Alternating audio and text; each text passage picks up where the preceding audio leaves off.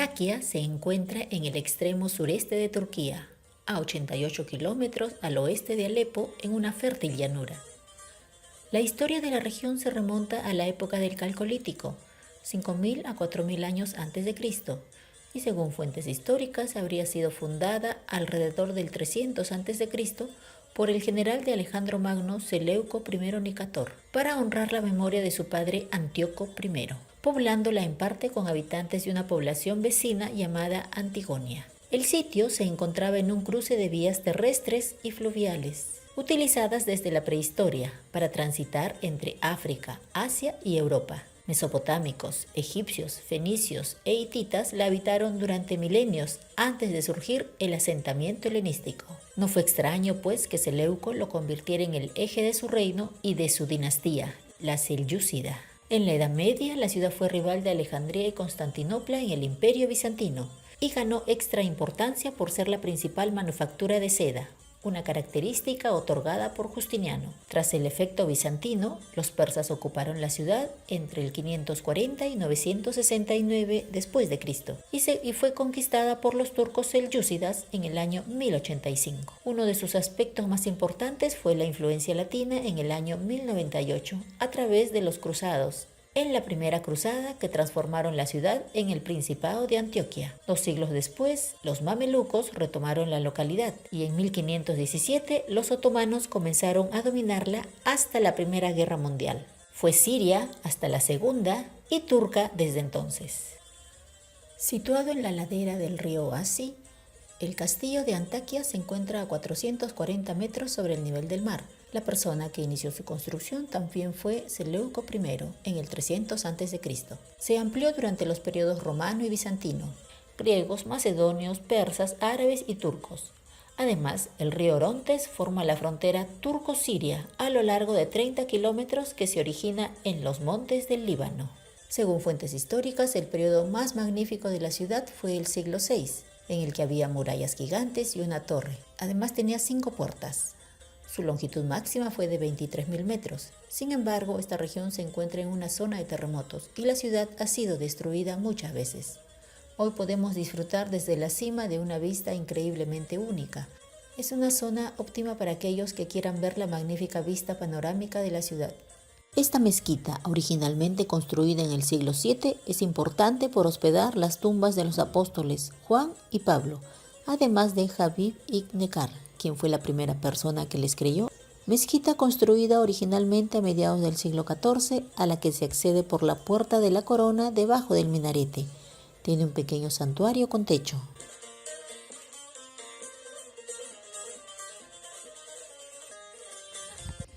El Gran Bazar de Antakya es tan antiguo como la ciudad. Aquí puedes ver todo tipo de profesiones, desde la artesanía tradicional, la comida, ropa, hasta el trabajo de hojalata. Cada calle lateral y avenida se divide en un grupo ocupacional diferente. Puedes salir del bazar de los zapatos y entrar en el bazar de artesanía, división del trabajo que recuerda a la organización gremial del periodo otomano.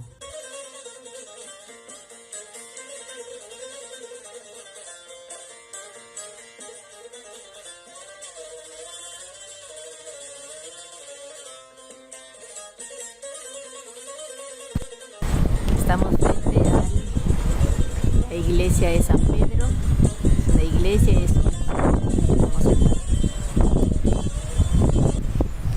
Las grutas de San Pedro, ubicada en el monte Starius, son unas construcciones antiguas que datan del siglo IV o V, y la fachada que observamos fue agregada en el siglo XII por los caballeros cruzados. Tiene una profundidad de 13 metros y una altura de 7. Fue usada como lugar de reunión a inicios del cristianismo y se le considera como una de las primeras iglesias. Según la tradición, en este monte se encontraba una gruta, donde se dice que el apóstol celebró misas durante los 7 años que estuvo aquí. Por ello se considera como uno de los primeros templos cristianos. La gruta también era un lugar donde eran bautizados quienes querían ser cristianos.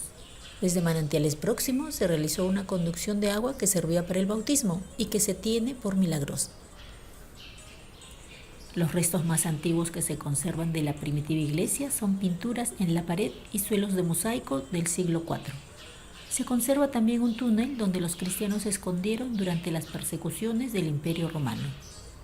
En el interior de la gruta fueron enterradas personas, tanto en el atrio de la iglesia como en su interior, especialmente en la zona del altar. Los cristianos utilizaron el templo hasta la llegada del Islam. Cuando los cruzados conquistaron Antioquia en 1098, construyeron un altar y remodelaron el templo, agrandando la iglesia. La imagen del santo tallada en mármol se situó allí en 1932. Antioquia jugó un papel importante en la temprana propagación del Evangelio de Cristo. Después de que Esteban fuese apedreado, muchos discípulos huyeron a Antioquia para escapar de la persecución, y allí mismo predicaron el Evangelio a los judíos que habitaban el lugar. Otros discípulos llegaron a Antioquia y predicaron el Evangelio a los griegos. Más tarde, la iglesia en Antioquia envió a Pablo y Bernabé en su primer viaje misionero. Pablo empezó y terminó su segundo viaje misionero en Antioquia, acompañado por Silas. Antioquia ocupa un lugar importante en la historia del cristianismo. En ella se formó la primera comunidad de cristianos fuera de Palestina y se empleó por primera vez el nombre de cristianos para referirse a los discípulos de Jesús de Nazaret.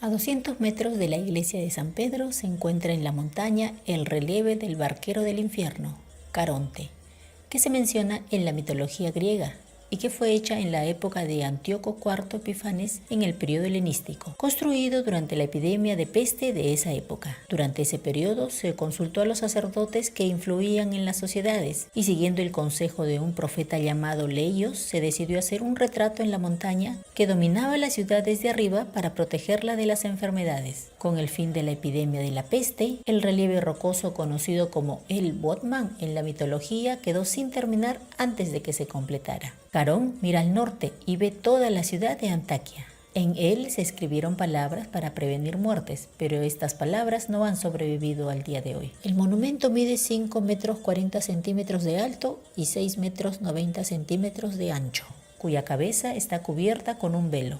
Según un rumor, una de estas palabras es que mi riqueza está bajo mis pies. Debido a esto, muchas veces buscadores de tesoros excavaron alrededor, pero no han encontrado ningún tesoro. Pero se cree que la ciudad de Antaquia, donde se observa el busto, puede describirse con la palabra fortuna. En el lado derecho se puede ver una canasta en forma de lirio.